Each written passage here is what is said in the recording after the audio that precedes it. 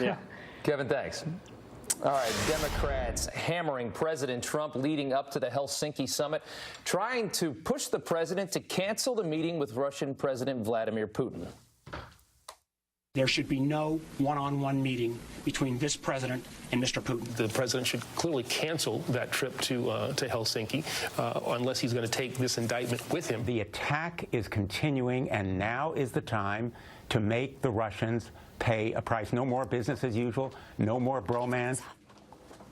All right, now they're saying that the president should confront Vladimir Putin on election meddling. He likely will. So how should the president approach that topic? Here to debate that is Democratic strategist Mustafa Tamiz and founder of the Neiweem Group, Chris Neiweem. Guys, thanks so much for coming on this morning. Mustafa, we want to start with you. Along with other methods that he's been tough on Russia regarding from the administration, the president has imposed sanctions for Russian meddling. At this point, what would you like to see? What else would you like to see done here, and how should he approach this subject? Well, it was the Congress that ended up really pushing the president to do the sanctions. He wasn't doing it on his own. Look, now that he's there, he's meeting with Vladimir Putin, he has to really confront him on the Russian meddling in our elections. 32 people have been indicted. 25 of them have been Russians. About 13 of them have been GRU members, so people that directly work for Putin's intelligence agency. 5 people have pled guilty. 2 people are currently in jail. This is not some kind of a hoax or a witch hunt that the president keeps saying. He uses alternative facts, but the facts remain that this is a major issue for the United States. Vladimir Putin is responsible. The president has to have a backbone and confront him. And when we see him on a press conference standing next to Vladimir Putin, he better point the finger and say, you better cut it out. You better not interfere with our elections in 2018, because unless he does so, Vladimir Putin will continue to undermine our democracy, not just in the United States, but across Europe.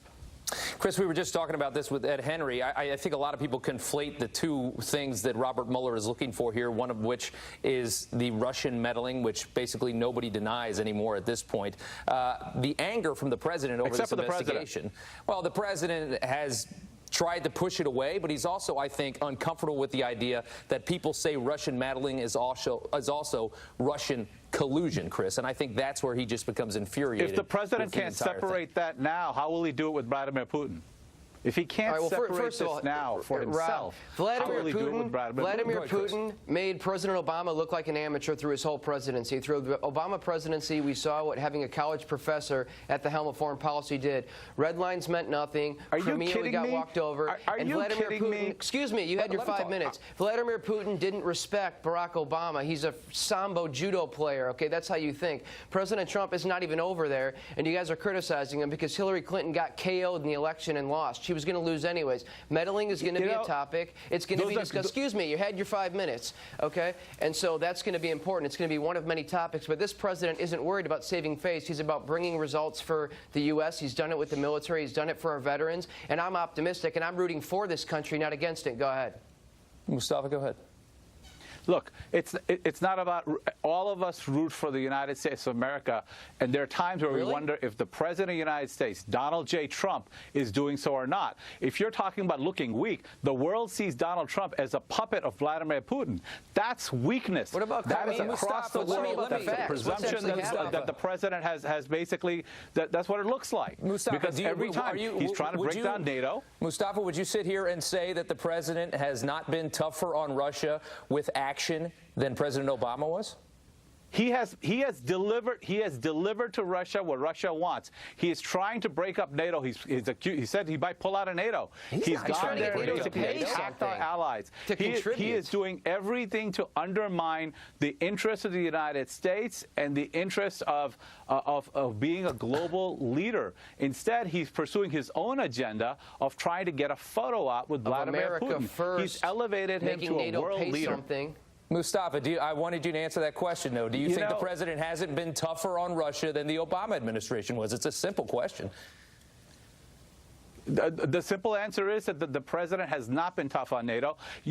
Has not been tough on Vladimir Putin. Look at his tweets. He has not criticized Vladimir Putin. He has criticized everyone in the world. He takes on everyone in the world, but he has never had a harsh word for Vladimir Putin. That shows him that he's weak on Vladimir Putin, and it makes him look like a puppet. An American president should not look weak standing next to Vladimir Putin, who's a dictator and a thug. Chris, last word real quick. A puppet. This guy completely defeated against all odds an entire Republican establishment, took down dynasties, and now this hasn't even started, and Democrats are being negative, rooting against us. Kind of disappointing, but I'm optimistic, Rob. Okay. It is pretty much accepted that this administration has been tougher regarding sanctions on Russia than the previous one, Mustafa. We'll leave it there, guys. Thank you so much. We appreciate your time. Thanks for having us.